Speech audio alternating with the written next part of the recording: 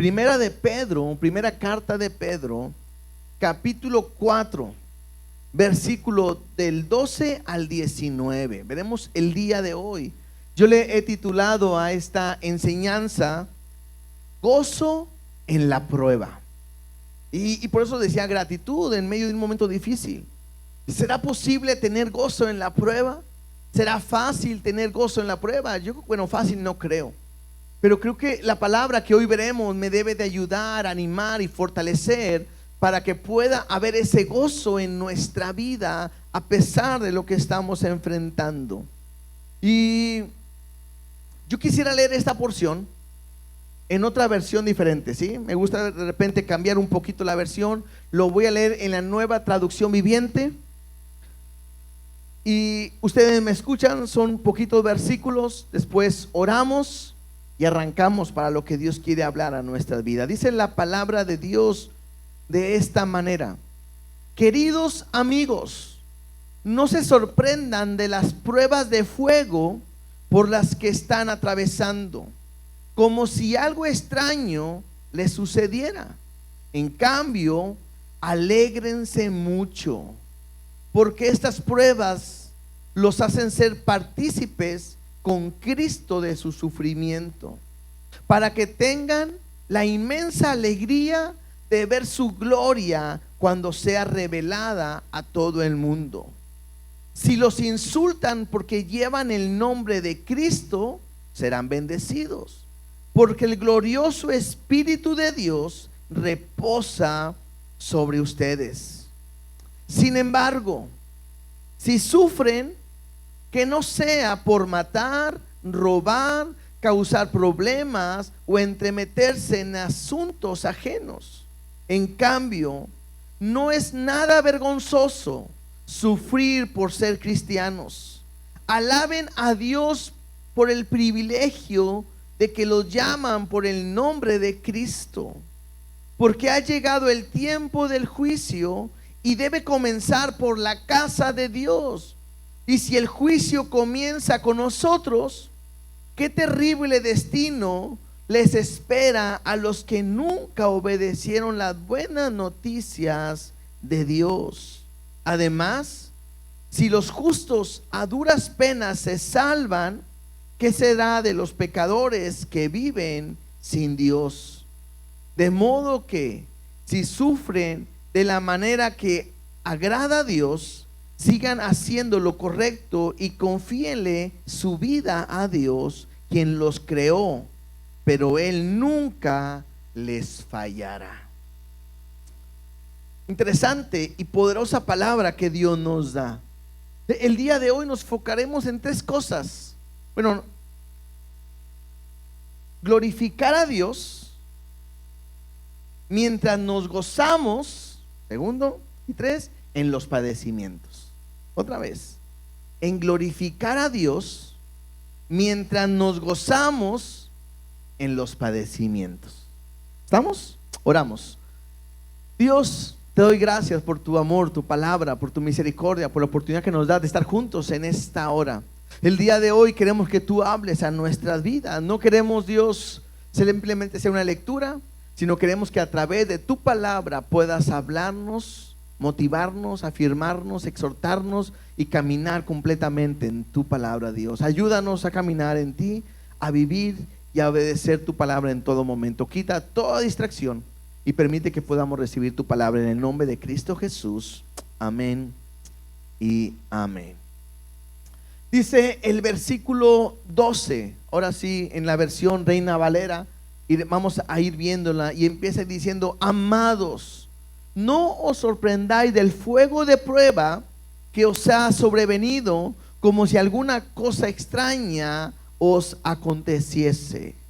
La primera palabra que tengo que entender o que quiero resaltar el día de hoy es la palabra amados, porque lo que hace Pedro es hacerle hablar, porque esta carta está dirigida a la iglesia. Lo que quiere hacer, resaltar, es que les está diciendo a aquellos que son amados por Dios. Lo primero que quiere resaltar es que Dios los ama.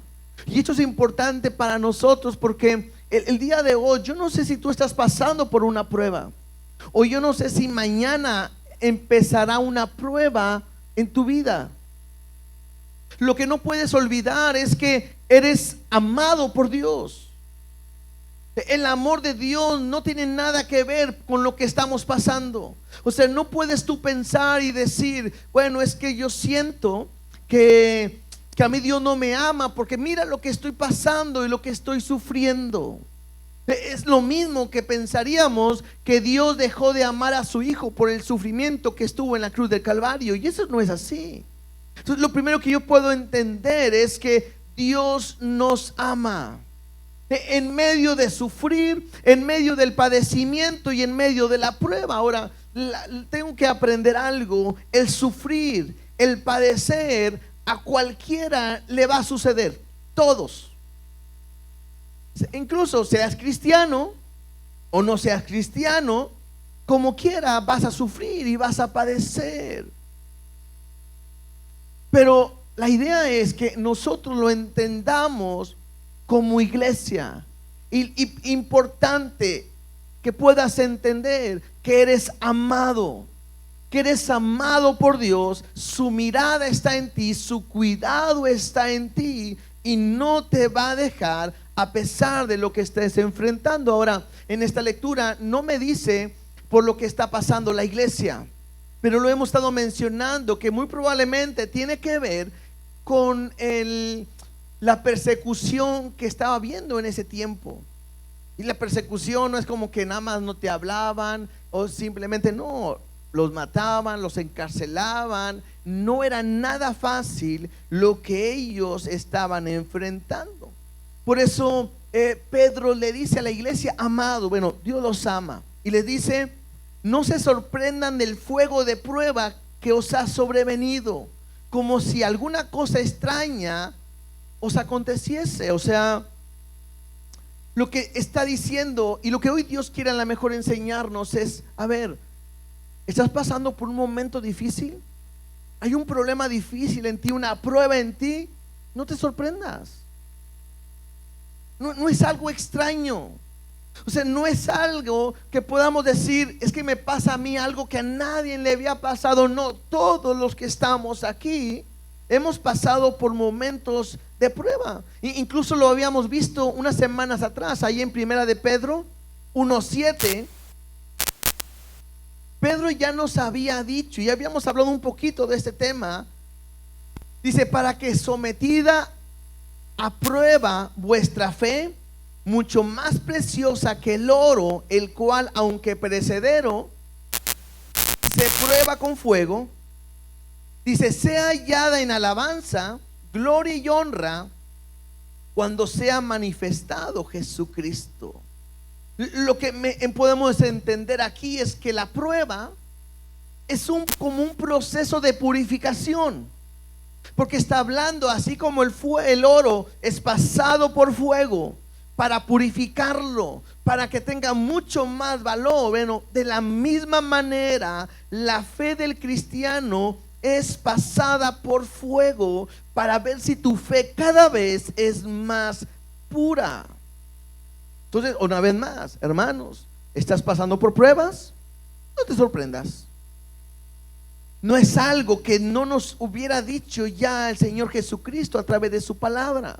Ahora, Jesús se lo dijo a sus apóstoles, a sus discípulos. Ellos lo comparten con la iglesia, y es algo que ya lo deberían de saber, y es algo que hoy nosotros también debemos de saber. Mira, si vamos todos juntos a Juan capítulo 16, versículo 1, mira las palabras de nuestro Señor Jesucristo que le dijo a sus discípulos.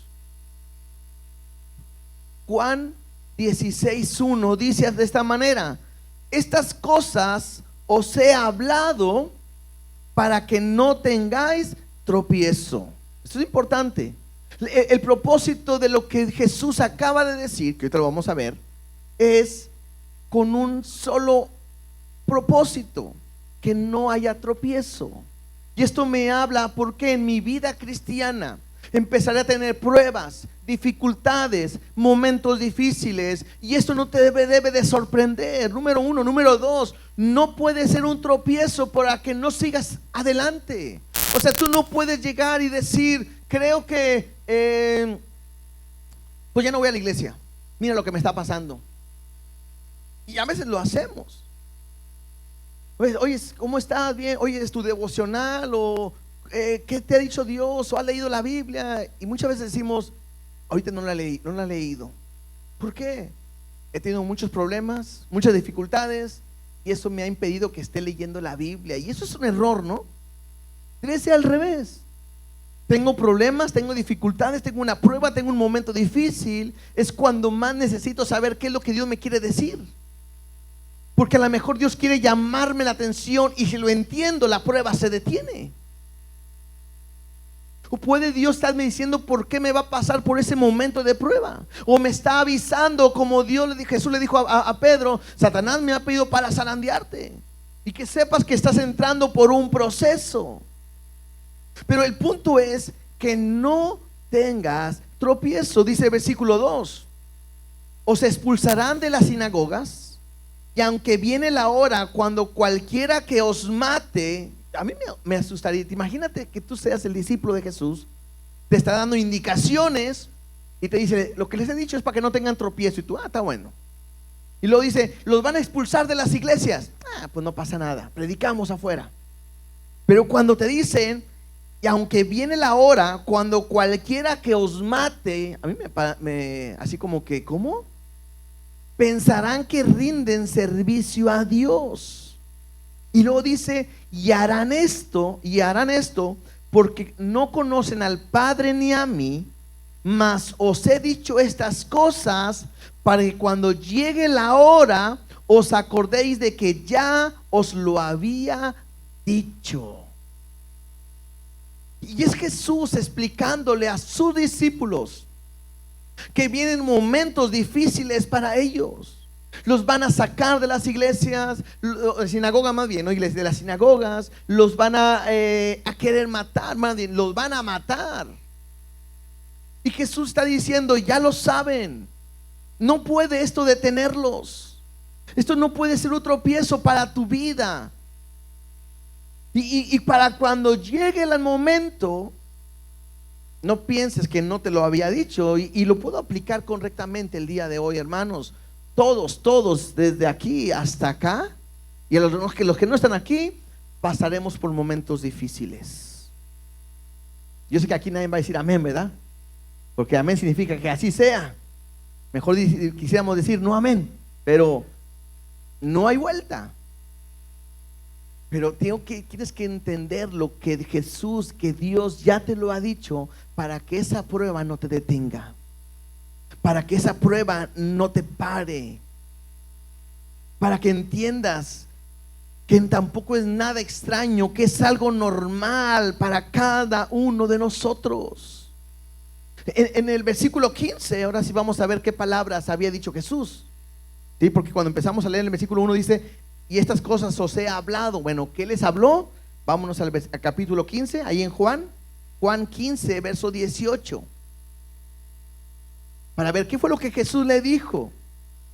Dice Jesús, si el mundo os aborrece, sabed que a mí me han aborrecido antes que a vosotros. O sea, Jesús dice, a ver, espérame, no los van a querer, pero no se preocupen, a mí ya me lo hicieron. Versículo 19, si fueras del mundo, el mundo amaría lo suyo, pero porque no sois del mundo, antes yo os elegí del mundo, por eso el mundo os aborrece. Y eso estuvimos hablando la semana pasada, porque hemos entendido que somos parte de una nación santa, de un pueblo adquirido por Dios. Eso me hace ver y entender que no pertenecemos a este mundo, que somos diferentes. Y lo dijimos, por eso el mundo no nos puede ver, porque somos extraños para con ellos. Ellos se extrañan por lo que nosotros hacemos. Y Jesús les está diciendo, hermanos o discípulos, el mundo los va a aborrecer, porque a mí me aborrecieron antes. Si fueran del mundo, los amarían, pero no es así. Versículo 20 dice, acordaos de las palabras que yo os he dicho. el siervo no es mayor que su señor. Si a mí me han perseguido, también a vosotros os perseguirán. Si han guardado mi palabra, también guardarán la vuestra. Mas todo esto os harán por causa de mi nombre, porque no conocen al que me ha enviado. Entonces yo creo que lo veas de esta manera. Es Jesús hablándole a sus discípulos, diciéndole: van a pasar por esto, van a sufrir, los van a aborrecer, los van a matar, y piensan que lo hacen por mí, pero no tengo nada que ver con ello. Pero ustedes se dan cuenta que en ningún momento les dice: defiéndanse,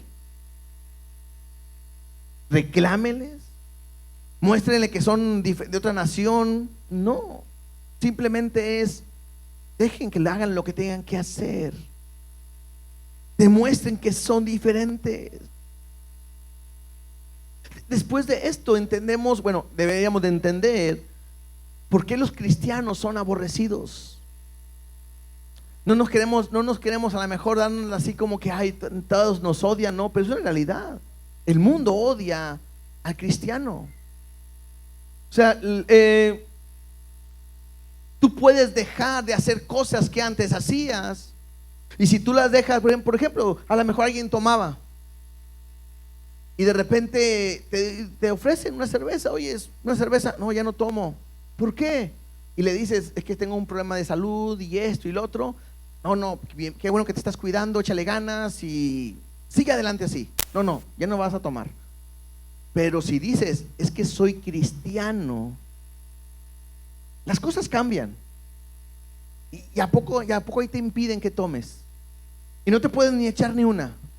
Y a poco si te crees mucho. Entonces yo creo que el problema a veces no es por lo que hacemos o no hacemos, sino porque en quién hemos puesto nuestra confianza, que es en Dios. Entonces el problema es eso. Cuando caminamos con el Señor, tengo que entender que es parte que vamos a sufrir. Vamos a sufrir. Aquí es donde de repente, cuando si alguien te habló, te enseñó o te engañó de una manera de decir: ven a la iglesia, ven a Cristo y se te acabarán tus problemas. Bueno, lo siento.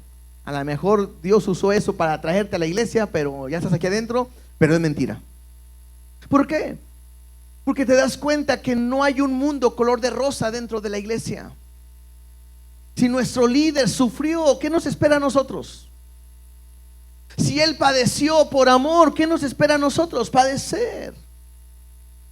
Entonces, no podemos pensar que que siendo cristiano vamos a vivir de una manera en que no nos va a suceder nada. Porque cuando entras a la iglesia, tú te das cuenta que todo cambia. Y de repente puedes empezar a tener conflictos en tu casa, cuando a veces no son cristianos ahí. Puedes tener conflictos en tu trabajo cuando no aceptan a los cristianos. O sea, hoy aceptan cualquier persona que tiene un desenfoque en su mente y se cree cualquier otra cosa que no es. Pero un cristiano no lo aceptan. O sea, si alguien quiere hablar de su libertad sexual y de su pensamiento, déjalo que se exprese, porque los derechos de esa manera. Pero cuando alguien quiere empezar a hablar de Cristo, espérame, eso aquí no. Porque aquí es una empresa y aquí no es una iglesia. Eso ando allá para afuera. Entonces el problema no está muchas veces en lo que hacemos, no hacemos, sino en quién hemos puesto nuestra confianza. Y la Biblia nos lo dice. Dios nos lo dice: a ustedes los van a aborrecer como a mí me aborrecieron. El problema es porque hemos puesto nuestra confianza en Jesús. La gente ama la maldad y no ama la justicia. ¿Ustedes saben por qué mató Caín a Abel? Ahí en Primera de Juan 3:12 nos dice por qué Caín mató a Abel. Primera de Juan 3:12 dice: no como Caín, que era del maligno y mató a su hermano. Y hay una pregunta, dice: ¿y por qué causa lo mató? Porque sus obras eran malas. Y el problema no era eso. El problema es: y las de su hermano justas, buenas. Entonces a Caín dijo, a mí no me gusta cómo es él, que es bueno, y mejor acabo con él. Por eso el mundo no puede ver cuando alguien es diferente a lo que estamos viviendo en la sociedad en la cual estamos. Y vas a tener rechazo. Y vas a tener quizás odio. Y la gente no te va a aceptar, quizás por lo que estás enfrentando. Pero lo que Pedro quiere que entiendas es: no te sorprendas. No te sorprendas por lo que puedas estar pasando, porque la prueba que vas a pasar lo que va a llevar es a purificar tu vida y purificar tu fe. Mira otra cosa que Jesús dijo en Juan 16:33.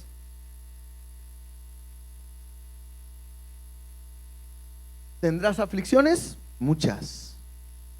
Dice así: estas cosas os he hablado para que en mí, o sea en Jesús, tengáis paz.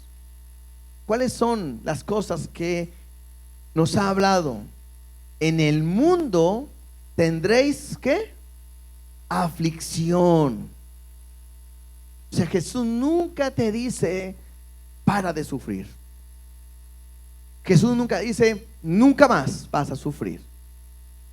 Jesús está diciendo en el mundo tendrás aflicción. Y a lo mejor probablemente ahí va a ver que hoy el evangelio que estamos viendo no es tan atractivo como otras veces cuando Dios te quiere bendecir, prosperar y ayudar. Pero Jesús dice: pero confiad, yo he vencido al mundo. O sea, hay una realidad.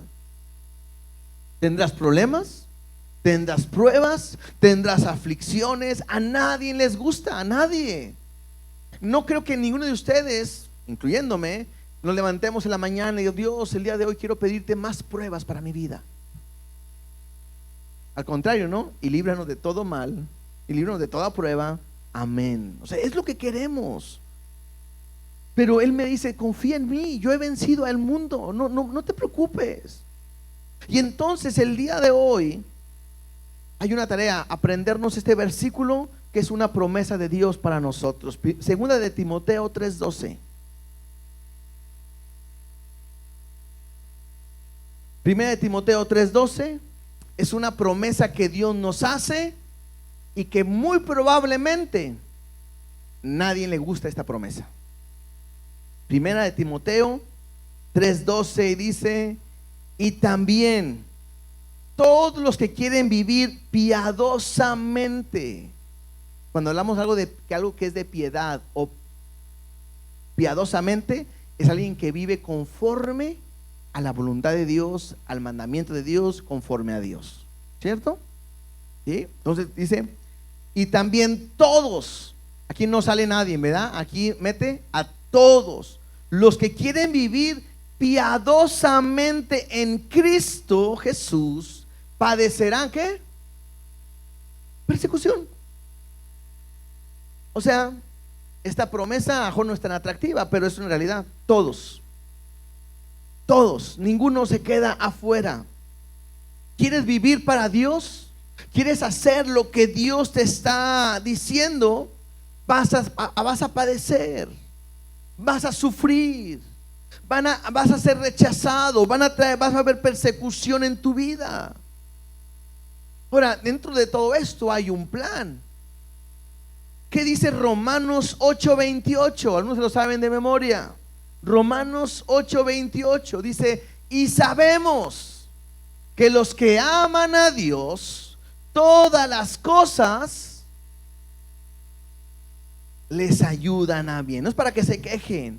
Esto es, conforme a su propósito son llamados. Hermanos, tengo que entender que todos vamos a padecer, todos vamos a sufrir, nadie se queda afuera.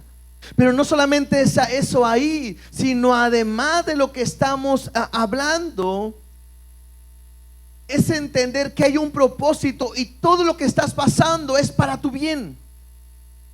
No lo entiendo, pero es para tu bien. Me hace sufrir, me hace llorar, me hace dolerme, sí, pero es para tu bien.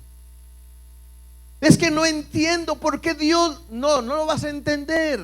entiende nada más que es para tu bien. Por eso este versículo empieza diciendo, y sabemos.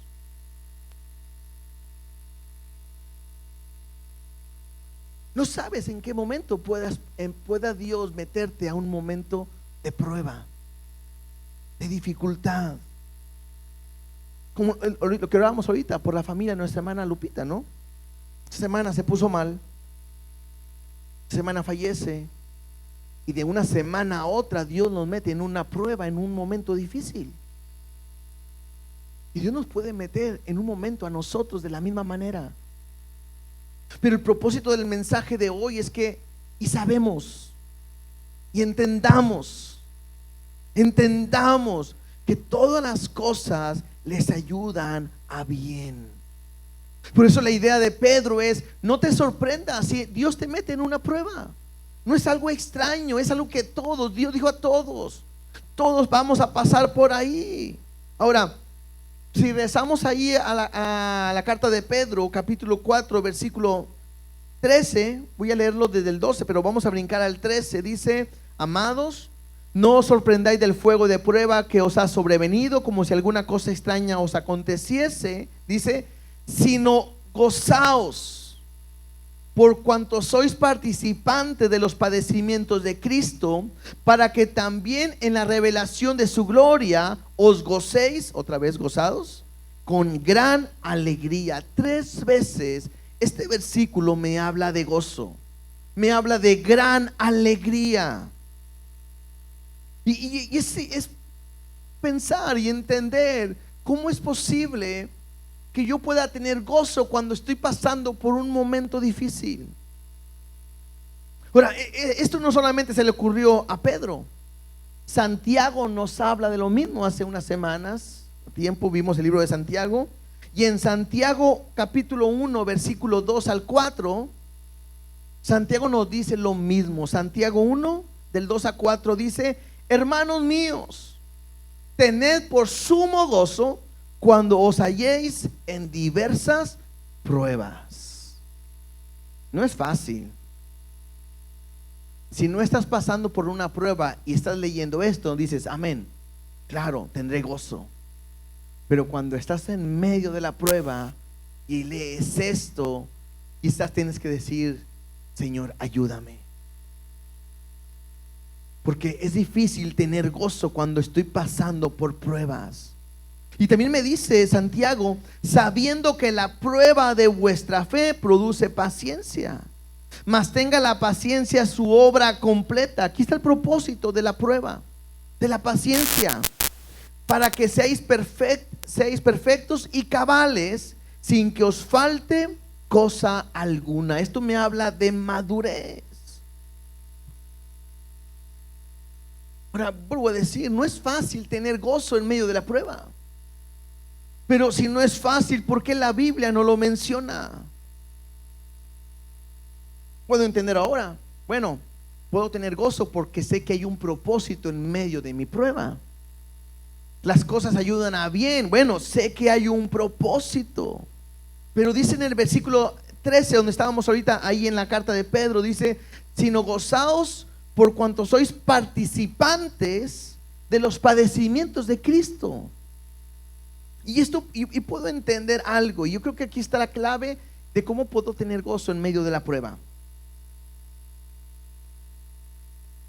Padecer por Cristo es igual a comunión con Él. Otra vez, padecer con Cristo es igual a comunión con Él. Isaías 41:10. Porque cuando estás en una prueba difícil, cuando pareciera que ya no puedes más, cuando el problema te está sobrepasando, cuando estás llorando y cuando a lo mejor te metes al cuarto a llorar o al baño a llorar, o estás en un momento tan difícil y no sabes a dónde correr y preguntar por qué estoy pasando por esto, y estás tan desesperado por la prueba que estás enfrentando, es grandioso escuchar este versículo que Dios dice no temas porque yo estoy contigo. No desmayes porque yo soy tu Dios que te esfuerzo, te ayudo para seguir adelante. Siempre te ayudaré, siempre te sustentaré con la diestra de mi justicia. Aquí decimos amén, ¿verdad que sí? Que así sea, claro. Saber que estoy en una prueba es saber que Dios está conmigo. Amados, estás en un momento difícil. Bueno, no estás solo. No estás sola. ¿Por qué? Porque Dios te está diciendo: no temas porque yo estoy contigo. En ese diagnóstico, en esa pérdida de familia, en ese problema tan difícil, en esa situación en tu hogar, en tu familia que ya no puedes más, Dios te dice hoy: no temas porque yo estoy contigo. Cuando alguien se desmaya, cae, no avanza. Y dice ahí: no desmayes porque yo soy tu Dios que te esfuerzo. Y a lo mejor en ti está: es que ya no puedo más. Quizás Dios te dice en esta mañana: sí puedes, porque yo estoy contigo. Me es difícil dar un paso más, Dios. No te preocupes, yo te voy a dar la fuerza que tú necesitas. Eso es lo que Dios puede hacer en ti. Pero ¿cómo le hago con esta situación? Y Dios te dice: siempre te ayudaré. Por eso estar en una prueba es saber que Dios está contigo y no estás solo, no estás sola. Dios te dice: yo te voy a ayudar, aunque pareciera que no hubiera salida. ¿Y cómo lo hago? Y Dios te dice: te voy a sustentar con la diestra de mi justicia. El saber que voy a pasar una prueba, hoy lo estamos recordando. Todos los que quieren vivir piadosamente van a sufrir, todos. El mundo los va a aborrecer, todos. Pero todo eso se compensa cuando Dios dice: pero yo estoy contigo. No vas a estar solo. Ahorita me vieron la imagen, como cuando alguien, sobre todo los niños, ¿no? En la noche le tiene miedo a la oscuridad y quieren ir al baño y está la casa oscura o está un pasillo ahí oscuro y el baño está al otro lado y le dices tú: ve al baño, y no, tengo miedo. Y dices: no te va a pasar nada, ve. Y el niño no quiere ir porque tiene miedo. Pero en el momento en que su papá o su mamá le dice: ven, yo voy contigo, y le agarra la mano, a ese momento en ese niño se le quita el miedo, el temor. ¿Y qué es lo que hace? Avanza con su papá, con su mamá al baño, confiado de que nada le puede pasar porque su papá o su mamá está con él. ¿No es cierto? De la misma manera es Dios. Te dice: no temas, yo estoy contigo. Y te agarra de su mano y su diestra nos sostiene. Y aunque no puedas más porque estás cansado, tienes miedo y todo, Dios te dice: yo te voy a ayudar siempre. Y cuando te agarras de Él, te da esa fuerza que necesitas para seguir adelante. Prueba es igual a tener comunión con Él. Hay una historia que me llama mucha atención, no sé si ustedes la acuerdan. ¿Se acuerdan en el libro de Daniel? Hay 3 hombres, Sadrach, Mesach y Abednego, ¿no? Que le hacen un complot para poder meterlos a una prueba. A ellos literalmente los meten a un horno de fuego. Y es tanto la maldad que hay contra ellos que el horno de fuego dice que lo calientan 7 veces más. Y la Biblia nos narra que aquellas personas que iban a meterlos al horno de fuego fueron consumidas simplemente por acercarse. Cuando abrieron la puerta, el fuego salió y esas personas que los llevaban quedaron consumidas. Y me dice la palabra que ellos se metieron y estando ahí se movían, y no porque se estaban quemando, estaban como sin nada adentro. Y de repente Nabucodonosor, que era el que estaba al frente, el rey, decía: ¿a cuántos metieron? Mira lo que dice Daniel 3:25. Daniel 3:25 dice, y él dijo, cuando le pregunta cuántos metieron, y le dijeron, metimos a 3. Mira lo que dice Nabucodonosor. Y él dijo, he aquí, yo veo 4 varones sueltos que se pasean en medio del fuego sin sufrir ningún daño. Y el aspecto del cuarto es semejante al Hijo de los dioses. Cuando yo estaba leyendo esto, me salió una pregunta, ¿no? ¿Qué estaría viendo él? ¿Cómo lo vería cuando él dice el cuarto es semejante al Hijo de los dioses? ¿Qué estaría viendo él? Y me surge la cuestión que quiero lanzar con ustedes. Ellos estaban metidos en una prueba. Y cuando estaban metidos en la prueba de fuego, en el horno de fuego, Nabucodonosor no solamente los veía a ellos, sino estaba viendo a Dios en medio de ellos. La pregunta es, ¿qué ve la gente en ti cuando estás en medio de una prueba? Porque a lo mejor lo que la gente ve en ti simplemente son quejas.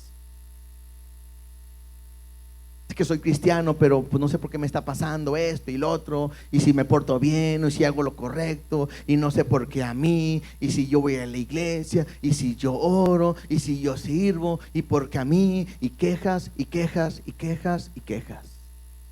O lamentos. Ay, no sabes lo que me pasó, mira lo que me pasó, y lo otro. No sabes lo que me pasó, mira lo que me pasó, y nomás lamentándote. O desánimo. ¿Por qué no vas? Ay, no sabes lo que me pasó, tuve un problema y yo dije, hoy no quiero ir a la iglesia. ¿Qué ve la gente cuando estás en pruebas?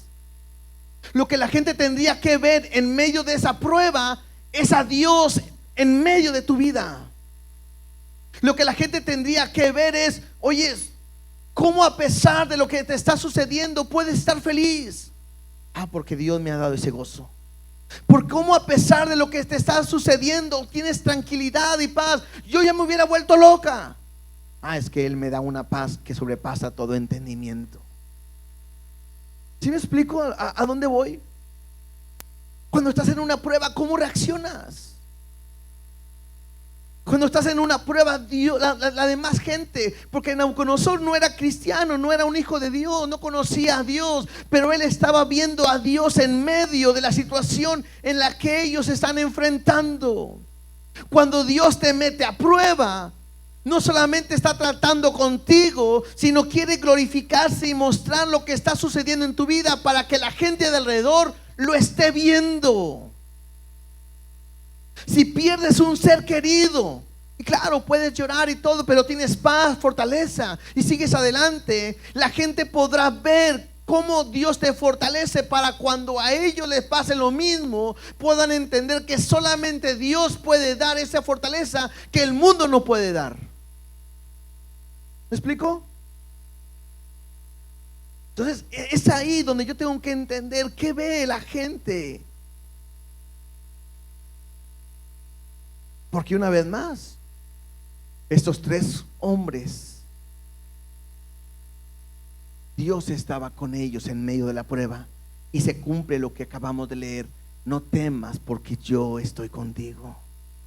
No te voy a dejar, no te voy a desamparar. Yo te voy a fortalecer. ¿Qué fue lo que Jesús nos dijo en Mateo 28:20? Mateo 28:20 dice, enseñándoles que guarden todas las cosas que os he mandado. Y les dice, he aquí, yo estoy con vosotros todos los días. ¿Hasta cuándo? Hasta el fin del mundo. Entonces la palabra de Jesús es, no estás solo. Somos templo del Espíritu Santo, Él vive ahí. Entonces tengo que gozarme en la prueba. Pedro nos motiva a eso, gózate en la prueba, gózate, para que cuando Él se revele en su gloria, nosotros seamos bendecidos juntamente con todo lo que está pasando. Ahora, no solamente es comunión con Jesús, con Dios, sino también a través de su Espíritu. Sigamos leyendo ahí en el capítulo 4, versículo 14 de la primera carta de Pedro.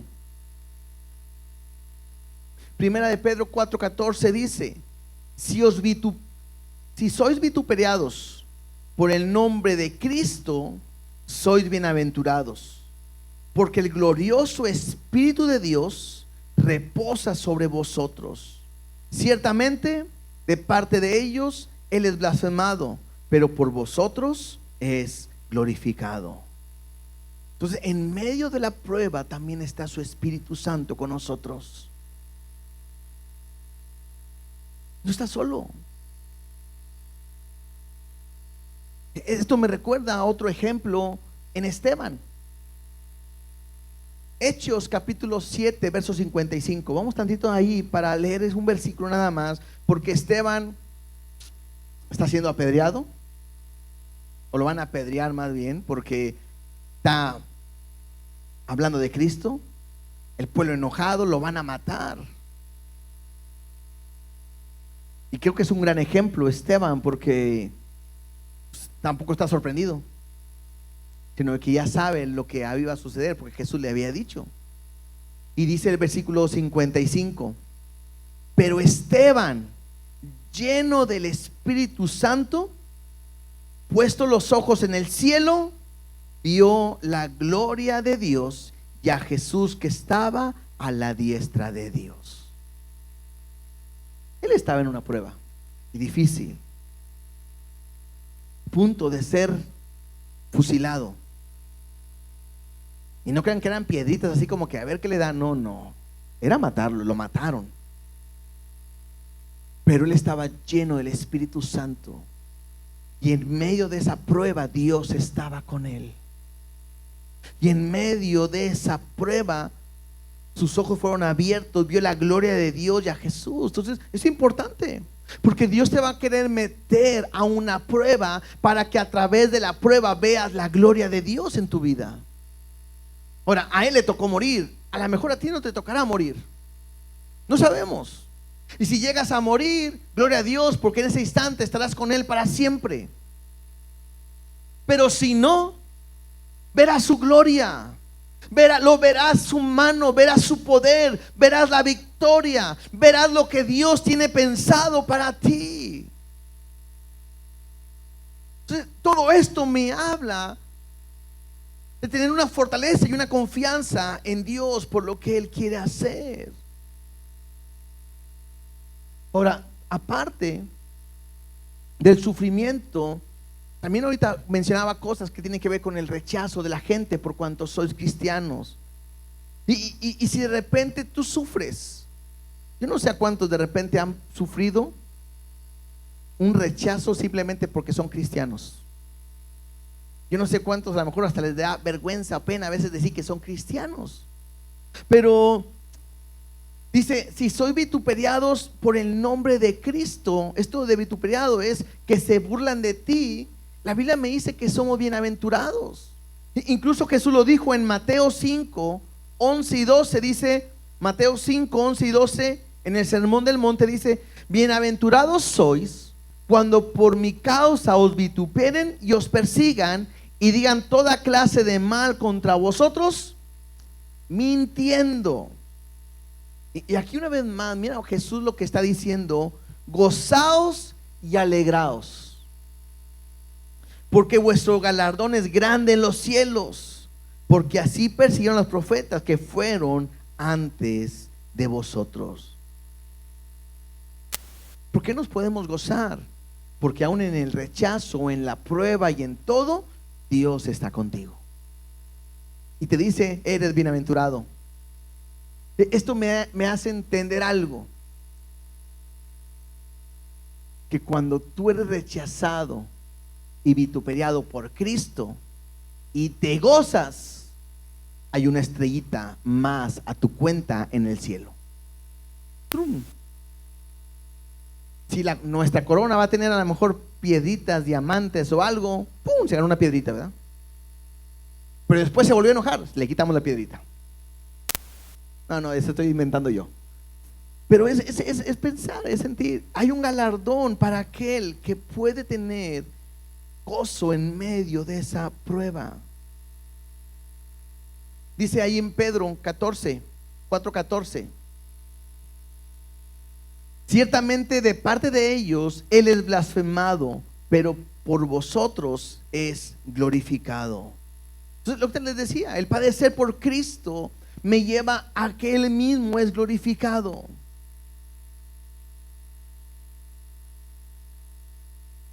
Y el problema, o no el problema, y es que esto lo hacía la iglesia primitiva. Yo les dije la semana pasada, para la iglesia primitiva, el ser perseguida, el ser golpeada, el ser azotado, era un privilegio. Estamos viviendo, creo que tiempos de mucha bendición y paz, gracias a Dios, que tenemos libertad de juntarnos, reunirnos, y no hay una persecución hoy por la iglesia aquí. En otras partes del mundo sí hay. Y quizás esta palabra en otras partes, Turquía, otras partes, tendría mucho sentido y muy fuerte, muy impactante lo que está diciendo, porque ahí sus vidas literalmente peligran por Cristo. Pero a veces nos desanimamos porque somos cristianos, no nos invitan, porque somos cristianos, nos rechazan, y eso no tiene nada que ver. Míralo cómo vivía la iglesia primitiva en Hechos 5, 40 y 41, por favor. Hechos 5, 40 y 41 me habla acerca de Pedro, porque alguien puede estar preguntándose, bueno, ¿y por qué Pedro dice esto? ¿A él qué le pasó? Bueno, aquí lo vemos. Dice, y convinieron con él, y llamándole a los apóstoles, después de azotarlos, les intimaron que no hablasen en el nombre de Jesús, y los pusieron en libertad. O sea, estaban presos, los azotaron, los golpearon y les dijeron, les ordenamos, les mandamos, les impedimos que hablen ustedes de Jesús. Váyanse. Verso 41. Y ellos salieron de la presencia del concilio gozosos de haber sido tenidos por dignos de padecer afrenta por causa del nombre. O sea, para ellos decían, uy, qué privilegio, porque hoy me parezco más a Jesús. No solamente me bautizo como Él, sino que ahora me parezco más a Él. ¿Recuerdan que lo vimos la semana pasada? Si alguno quiere venir en pos de mí, niéguese a sí mismo, tome su cruz cada día y sígame. Y dijimos de seguir no es solamente ir detrás de Él, sino pisar en la misma donde Él pisó. El padecer por Jesús es parecernos cada día más a Él. Y si en medio de una prueba yo puedo seguir viviendo como Él, es lo que Dios quiere para que Cristo sea glorificado. Para que la iglesia pueda entender que no importa lo que esté pasando, tiene que seguir adelante. Regresemos ahí a Pedro, por favor. Capítulo 4, versículo 15 y 16. Y dice, así que ninguno de vosotros padezca como homicida, o como ladrón, o malhechor, o por entremeterse en lo ajeno. Pero si alguno padece como cristiano, no se avergüence, sino glorifique a Dios por ello. Entonces, aquí lo vimos la semana pasada y lo voy a volver a tomar. Aquí me muestra que hay dos maneras de padecer. Una manera de padecer es por mis acciones, por mi pecado y consecuencia de mi pecado. Por un ejemplo, puedo ser infiel a mi esposa, puedo ser infiel a mi familia, y el pecado se descubre, pierdo mi familia, pierdo mi esposa, pierdo todo, y escuchar este mensaje y decir, amén, hoy entiendo que estoy padeciendo por Cristo. Y, aquí no es. ¿Verdad que no? Porque estás padeciendo por tus pecados, consecuencia. O sea, yo no perdí a mi familia por Cristo. No, no, no, no. Aquí no es. Entonces no puedo tampoco espiritualizarlo todo y lo que estás viviendo sea todo por Dios. No, no, no. Aquí estamos hablando cuando Dios te mete en una prueba, cuando tú estás caminando en rectitud. A eso nos estamos refiriendo. Porque hay consecuencias de mis actos. Y entonces lo que dice Pedro, bueno, si vas a padecer, pues que no sea porque mataste a alguien o porque le robaste a alguien. Y a lo mejor aquí uno dice, bueno, pues yo ni he matado, ni he robado a nadie. Pero puede ser también por causar problemas, porque malhechor es eso, causar problemas. O el último es más fácil, dice ahí, por entremeterse en lo ajeno, o sea, por andar de chismoso, ¿verdad? No importa, ahí te metiste. Entonces, que no, si vas a padecer, si vas a sufrir, que no sea por hacer lo malo. Si vas a padecer, que sea por Cristo. Y le está hablando a aquellos que son cristianos y que padecen como cristianos. Incluso dice, no se avergüencen de ser cristianos. Y eso es un punto importante. En aquel tiempo, cuando en Antioquía les llamaron por primera vez cristianos, y eran porque los veían que hacían lo mismo que Cristo y eran como Cristos pequeños, y era una burla. Les llamaban cristianos burlándose de ellos. Hoy tengo que aprender algo. El cristianismo el día de hoy no es una moda. El cristianismo no es una religión. Hoy, el ser cristiano, creo que tenemos que verlo de esa manera, es un privilegio. Porque el saber que fui comprado por Él y escogido del mundo para un propósito eterno y estar con Él para siempre, ese es un privilegio. El haberme rescatado de la muerte, del infierno, y me tiene un lugar y quiere que donde Él esté también esté yo, es un privilegio.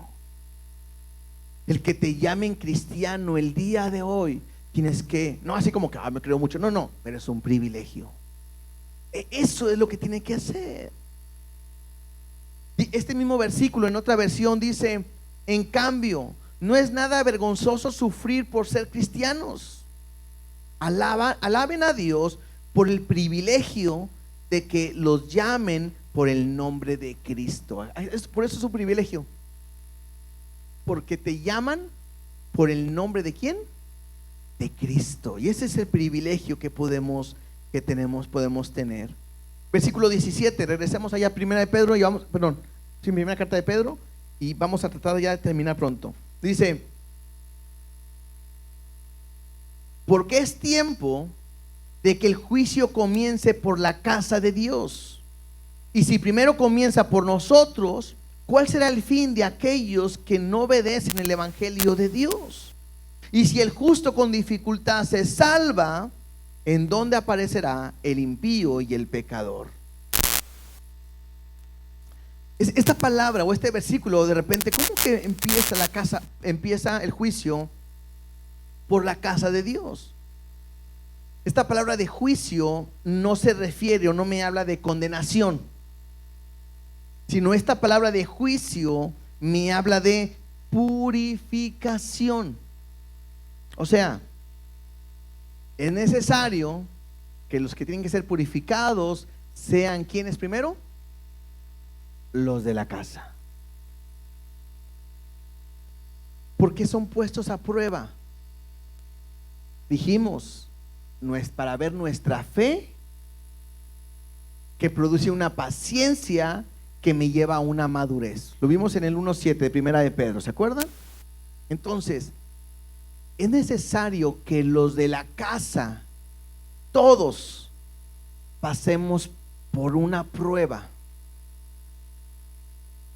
para ver de qué calidad es nuestra fe. ¿Lo hacemos en comparación con el oro? El oro se mete en el fuego para quitar la impureza y que el oro sea cada vez más puro. Y lo vuelves a meter al fuego y se vuelve a sacar impureza y el oro es puro. No se pierde nada del oro, cada vez se hace más puro. Y por eso una vez les dije, que lo vi en un comentario, que el oro genuino no le tiene miedo a ser pasado por el fuego. El cristiano genuino no puede tenerle miedo a ser pasado por la prueba, porque sabe que la prueba lo va a llevar a ser más como Cristo. Eso es impresionante.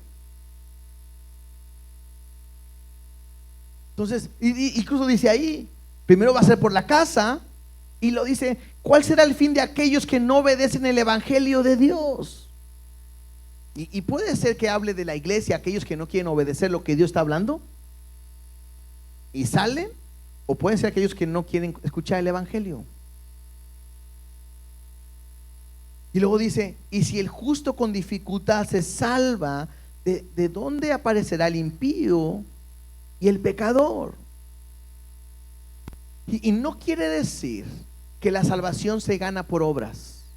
Es que es bien difícil ser cristiano. No. Quizás lo difícil, ¿sabes cuál es? El reconocer que soy pecador. Eso es lo difícil. Le hablas a la gente y te dice, no, yo no soy pecador. No, bueno, sí que soy mal, pero no, yo así quiero estar. Eso es difícil, que puedan aceptar a Cristo. Pero lo que me llama la atención, quizás lo que pudiéramos meter cuando dice, si el justo con dificultad se salva, podemos pensar en algo. Los cristianos podemos gozarnos y regocijarnos por el sufrimiento que estamos pasando, sabiendo que es lo peor que nos puede pasar en nuestra vida. Nunca más volvemos a pasar por lo mismo en la eternidad. ¿Sí me explico en cuanto a ello? Lo que tú pasas ahora es momentáneo. Y esa dificultad y esa prueba será lo más fuerte quizás que vas a pasar en toda tu eternidad.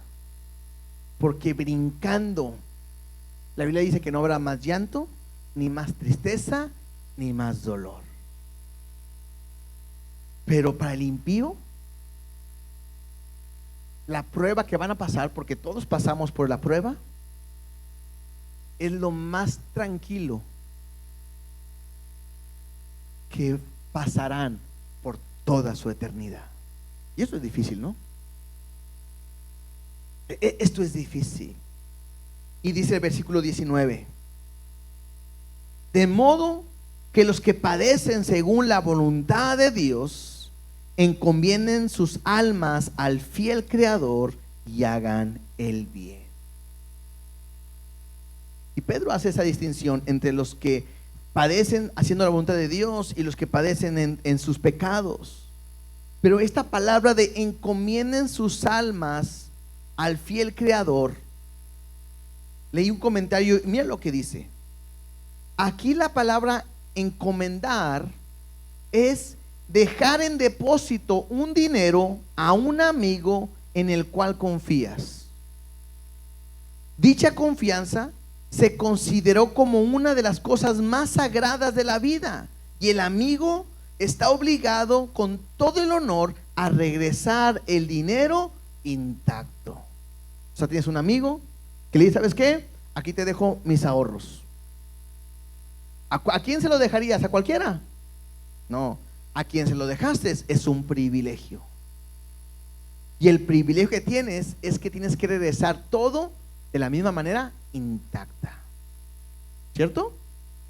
Bueno, de la misma manera dice, encomienda a Dios tu vida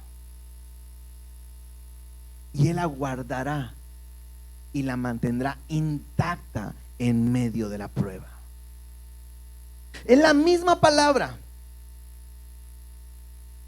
que cuando Jesús estaba en la cruz del Calvario, Jesús dijo, Padre, en tus manos encomiendo mi espíritu. La misma palabra. Así como Jesús encomendó en Dios su cuerpo, su espíritu en el momento en que estaba entregando su cuerpo. De la misma manera hoy Dios te dice que encomiendes tu vida en sus manos, porque Él tiene cuidado de ti. En nadie más puedes confiar tu vida o tu confianza más que en Dios. Padecer es comunión con Dios. Y en esa comunión podemos glorificar a Dios mientras nos gozamos en los padecimientos. Con eso iniciamos, ¿no? Glorificar a Dios mientras nos gozamos en los padecimientos. Esto parece locura, pero el hombre natural no percibe ni entiende lo que estamos diciendo, pero nosotros sí. No te preguntes por qué me estoy pasando por esto, sino entiende que hay un propósito de Dios en tu vida.